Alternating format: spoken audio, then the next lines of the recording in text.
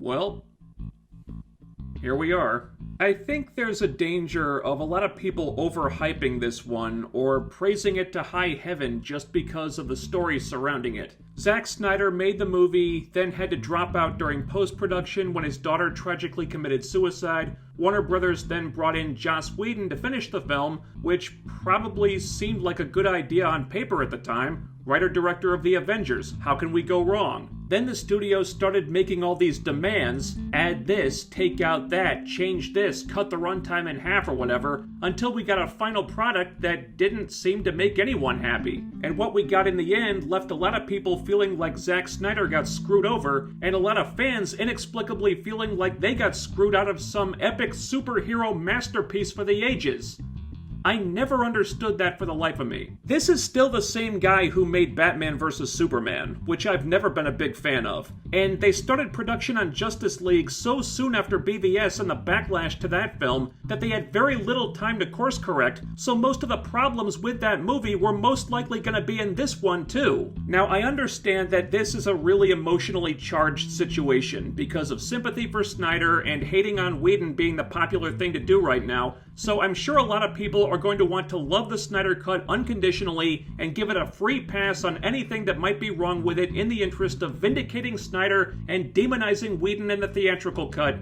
But let's not lose our heads here. First of all, I'm not defending Joss Whedon. Lord knows that guy is not perfect. But if you want to blame someone for how the original cut of Justice League turned out, blame the studio for demanding he make all those changes in the first place. They could have delayed the movie until Snyder was ready to come back and finish it his way, but they didn't. And second of all, let's not give Zack Snyder too much credit here either. The man is not some brilliant master storyteller, he never was. And if Batman v Superman was any indication, he really doesn't understand these characters. This situation is not as black and white as people make it out to be, so just keep that in mind as we go through this. I'm not jumping on any bandwagons, but I'm gonna give the movie a fair shot. That all being said, let's talk about the Snyder Cut. If we're going to review this thing properly, we need to get everything in the right context here. And to do that, we need to ask ourselves two questions. Number one, is the Snyder Cut better than the Frankenstein version we saw in theaters? And number two, is it a good movie in its own right? Pretty simple questions, but neither one has a simple answer. On a lot of superficial levels, this was an improvement. It looks better, mainly due to it being one director's vision rather than a mishmash of two directors with two completely different visual styles, so aesthetically it's a lot easier to digest, provided you really love desaturated colors. Plus, no more creepy CG'd Superman face.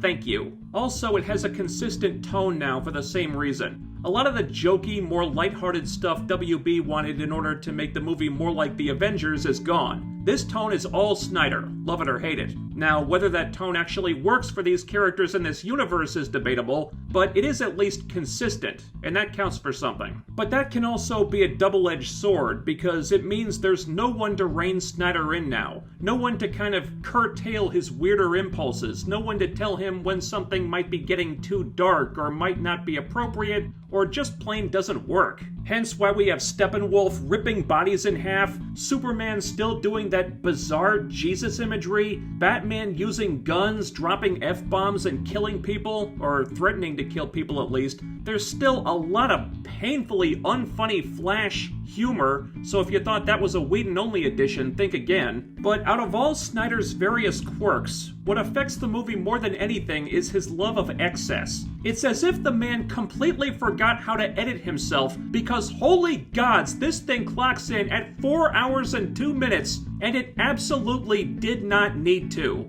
One thing the original has over the Snyder Cut is that at least it f***ing ended before you had a chance to get bored or restless with it, but this thing feels like it never ends. This might be some of the slowest pacing in a movie I have ever seen. For two different reasons. The first is that Snyder couldn't seem to bring himself to cut anything out. So on top of there being a lot of scenes the movie flat out didn't need, there are also a ton of scenes that, while they might be necessary for story purposes, they go on so much longer than they have to. Everything feels drawn out way too much. So many things feel like they only exist to pad the runtime, resulting in a movie where every time you feel like it needs to move on to the next scene or pick up the pace, the damn thing just keeps going and going and going. Perfect example. There's a scene in Iceland of Bruce Wayne sitting by a campfire, putting the fire out, packing up his supplies on his horse, riding the horse over an icy terrain until he finally reaches the Nordic town where he meets Aquaman. This scene is about 2.5 minutes of nothing but Bruce trudging across an icy landscape that literally could have been replaced with a 5-second shot of him driving into town or flying in a helicopter. And the weird thing is, we see him traveling by helicopter in the very next scene, and we see Arthur riding out of there in a truck later on. So we know both modes of transportation are on the table. So why waste nearly 3 minutes on Bruce walking through Icelandic landscape porn? I don't know, because it makes the movie longer, I guess.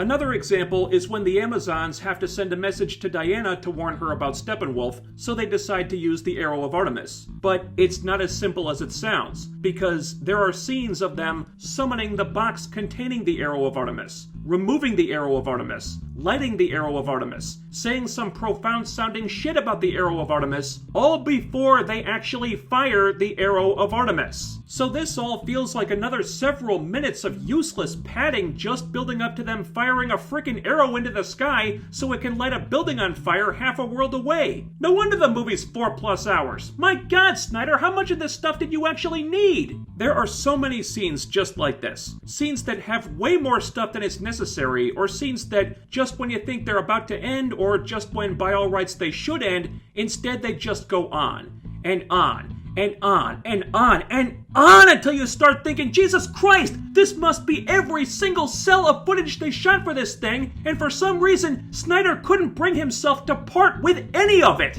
That's the first reason. And the second one isn't just because of Snyder, it's also because the people running the DCEU, and I don't even know who that is anymore, it changes all the time, seem to have no idea how to properly pace or plan out a story arc across multiple films. Which, when you're trying to tell a story like this, in a shared universe like this, is a big problem. If they'd had a concrete plan for an arc in place from the beginning, and I mean like from Man of Steel up until now, taken their time with it, done more solo films to lay the groundwork, this would not have had to be nearly as long. But they didn't. So now, on top of Snyder not being able to cut anything he didn't need, there's also a problem with him needing to include too much just to make the story work, because they barely told any of the story prior to this. That's why the whole Mother Box plot just gets dropped in our lap from out of fucking nowhere with zero buildup. The casual fan is thinking, what's a Mother Box? I don't know. This is the first time we've heard about them in these movies. So, to catch up the audience, we need a lengthy flashback sequence explaining the Mother Box's origin. And what's that?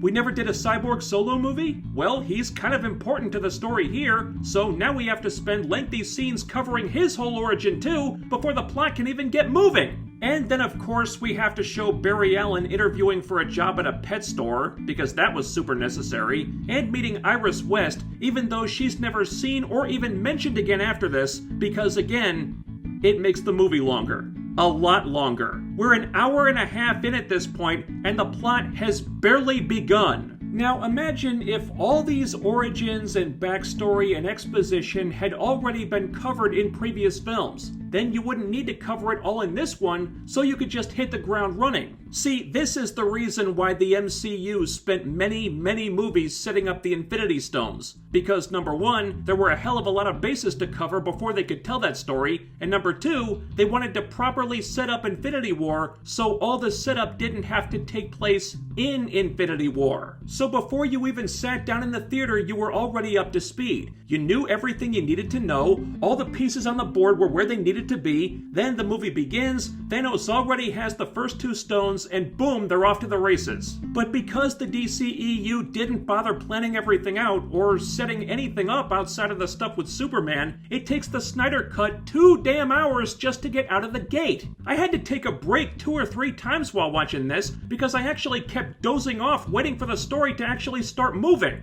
That Zack Snyder ever thought this movie would get a theatrical release is baffling to me. So now you've got a movie that has way too much stuff it doesn't need, on top of having too much stuff that it does need to cover before it can even get to the Steppenwolf story it wants to tell. But in addition to the Steppenwolf plot, there's also a ton of other stuff they're trying to do. And this is where the problems with Batman v Superman come in. Because one of the things that really hurt that movie was Snyder trying to cram about 5 movies worth of story into one, instead of just focusing on the thing people were there to see. Apparently, he didn't learn anything from that experience, because he did the same damn thing here. This movie isn't just about the formation of the Justice League and fighting Steppenwolf. It's also about telling Cyborg's origin. It's about Lois mourning Clark. It's about bringing Clark back. It's about Black Suit Superman. It's about teasing Darkseid. It's about teasing that post-apocalyptic future we got a glimpse of in BVS, which still hasn't paid off, and now almost certainly never will, and it's also about a whole bunch of other stuff that I haven't even mentioned. And that becomes an even bigger issue because the movie can't figure out what it really needs to devote its time to, so some of these things don't get fleshed out nearly enough, while other things get fleshed out way too much. Black Suit Superman is basically an afterthought. Why does he decide to wear a black suit? I don't know, he just does. They don't even explain why.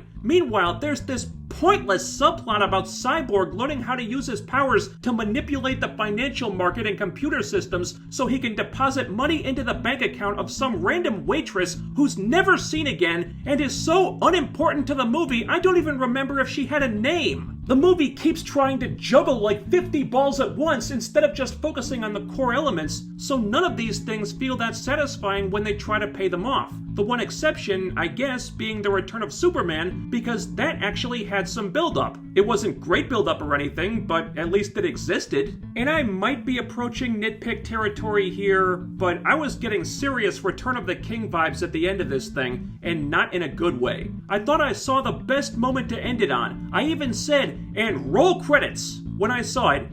But then the movie kept going for another 20 minutes, doing ending after ending after ending. This thing just doesn't know when to stop. And so I come back to those 2 big questions. And I hate to be so obtuse about it, but the answer to both is yes and no. It's better than the theatrical version on a technical level. The look and the tone are consistent, and generally it just feels like a more complete and polished film than the original ever did. But in other aspects, I think it's actually worse. Creative-wise, pacing-wise, this thing is a bloated, unfocused mess. It spends the first 2 hours playing catch-up before the story can even get moving, and the second 2 hours really don't hit you the way they should because it makes such poor use of its massive runtime by including stuff it doesn't need, focusing on the wrong things, and being so excited about teasing big crazy things they want to do in the future that the myriad of things they're doing right now feel underdeveloped and unsatisfying. That's how it stacks up against the version everybody seems to hate, but then you take it on its own merits,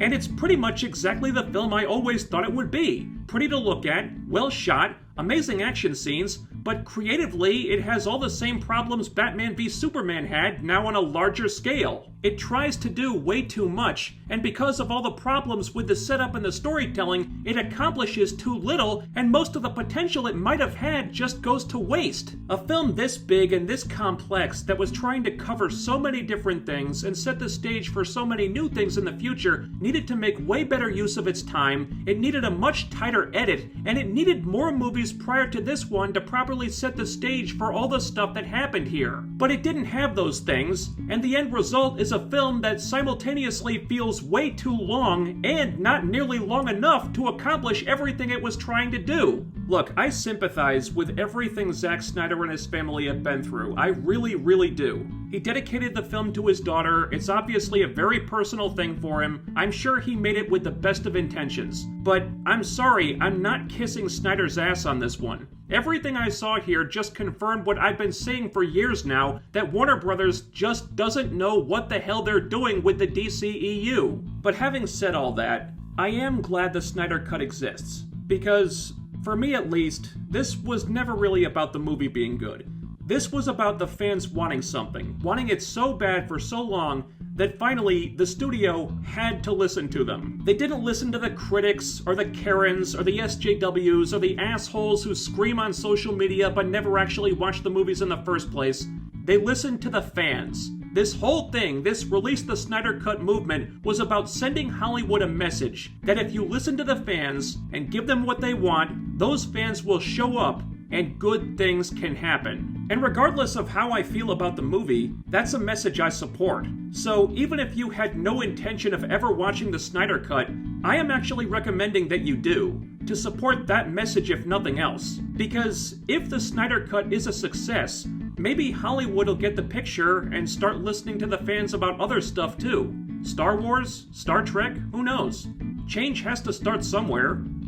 It might as well be here. Thanks for watching, everyone. And I don't know about you guys, but I'm now looking forward to not hearing so much about the Snyder Cut anymore after this. But for now, I want to hear what you thought about it, so sound off in the comments. Ding the bell icon for notifications, follow me on social media so you'll always know when I upload new stuff, the link is down there. And don't forget to like, share, subscribe, and make sure you're still subscribed, because the only thing longer than the Snyder Cut is the reach of the YouTube algorithm. That's all for now, but I'll be back with more soon. So you guys take care, do all the YouTube things, and I'll see you next time.